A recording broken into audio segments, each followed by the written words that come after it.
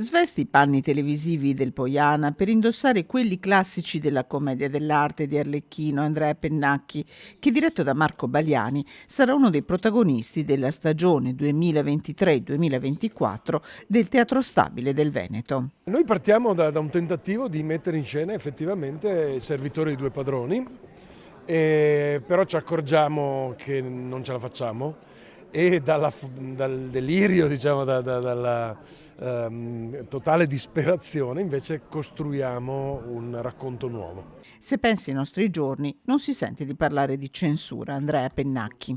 Io non ho paura di niente, allora diciamo non la definirei proprio una censura, c'è la rimozione di alcune cose che non è, se guardi bene, sembra un gioco di parole, invece in realtà per uno che vive di parole è una cosa importante perché c'è da un lato e dall'altro.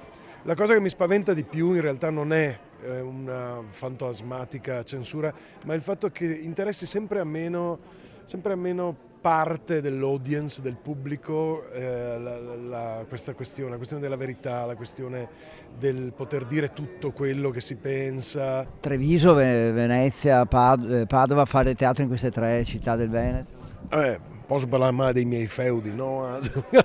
Nel senso che io amo la mia terra e faccio punto d'orgoglio il fatto che ad esempio quando faccio spettacoli satirici siano ben accolti proprio qui dove nascono, perché, e lo dico quando poi giro per l'Italia con gli spettacoli, i veneti hanno un senso dell'umorismo, hanno un'autoironia fortissima che i cliché sul Veneto non lasciano trasparire, invece ce li abbiamo.